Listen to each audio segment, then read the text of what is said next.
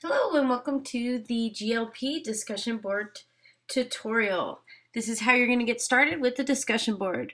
First, go to the home page and then find student resources. You're going to find a page that says discussion board. Go ahead and click on that. And then you're going to notice that there's a lot of information.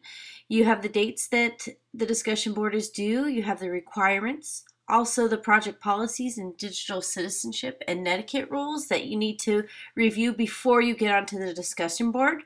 This will help you to know exactly what is expected of you as well as what is allowed during the discussion with your peers. Take a view at the Being a Digital Citizen video. It's a quick video on what's expected when you are collaborating online. Don't forget to go read all the requirements about your first initial post. You're going to only go into the one activity discussion board. You are not entering the other preferred activity assignments. So make sure you get that initial post done at least that first week of January 21st through the 25th. After you've done your initial post, you're going to kind of wait until other people have made their post and respond at least 3 times to other students.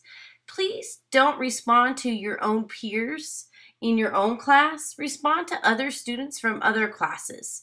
And basically, you're going to just ask them questions about their responses to help gather any research or insight about why they have their preferred activity and why that is their preferred activity. Is it influenced? Is it not influenced by environment or parents or economy?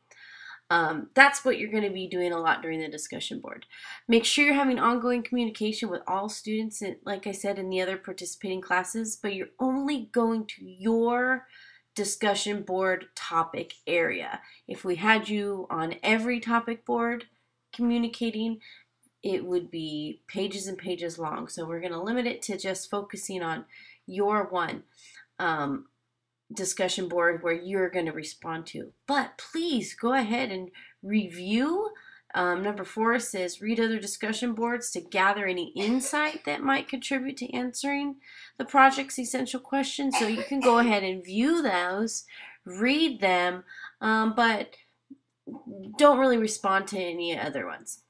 Make sure, just like you write your name on the paper the first time, right when you get it, you're going to put your name in the discussion board first and then do any response so we know who you are.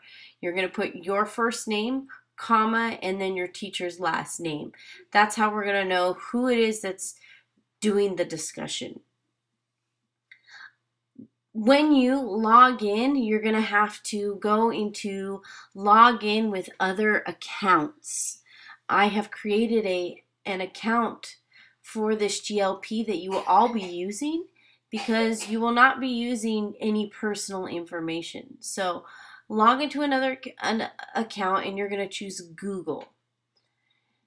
When you choose Google, everybody is using the exact same email address, which is nicheofmyniche@gmail.com. Everybody logs in with that email. The password is January 2013.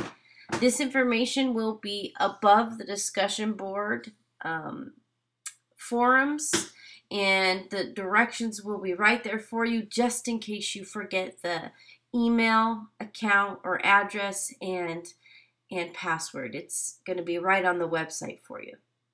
You'll see that you're logged in. You are a member niche of my niche, and then you're going to choose your discussion board. So there are many of them. Remember, you're choosing just the one that you answered on the survey: outdoor, electronics, reading, writing, visual performing arts. There was the other, if any of these topics did not fit your preferred activity. So again, you're just entering one discussion board. So let's say you chose, let's say your preferred activity was, excuse me. Let's say your preferred activity was the electronics discussion board. You would click on that. So when you enter this discussion board, you're going to see several questions. Students that prefer the electronics, you're going to answer questions 1 through 5. Every person has the same questions for your discussion board. Again, just like you get a paper, first name, put a comma, and then your teacher's last name. Then go ahead and start numbering. Number 1. So what electronic related activity or activity do you prefer doing the most? So answer in a complete sentence. I prefer playing video games as my electronic activity. I play them on my PlayStation, game console. The games I play the most are ... Again, this is all about you specifically. Then go ahead and answer number 2. Does your environment or geography influence your preferred activity? Environment, geography has to deal with the area, the land, the kind of land you grow up in. Do you have it? Think of electronics. If you have poor service, for example, you don't have access to the internet where you're geographically located, you probably aren't going to have electronics as your preferred activity. So do number 1 through 5, and please uncheck subscribe. You will not be using this email account to get updates, so uncheck it and then hit reply.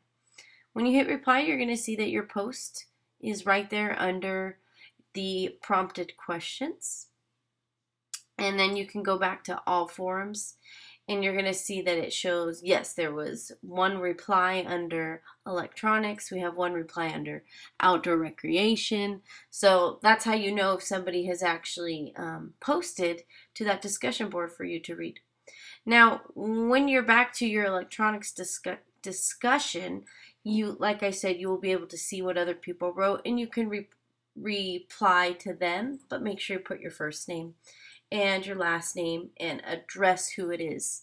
If you have any questions, please post it in the forum. I can answer questions there. Teacher Connection is just for teacher communication, so please do not post anything there. If you need any other help, you can always contact me and I will get an email and hopefully respond to your teacher with your question, because you will not be leaving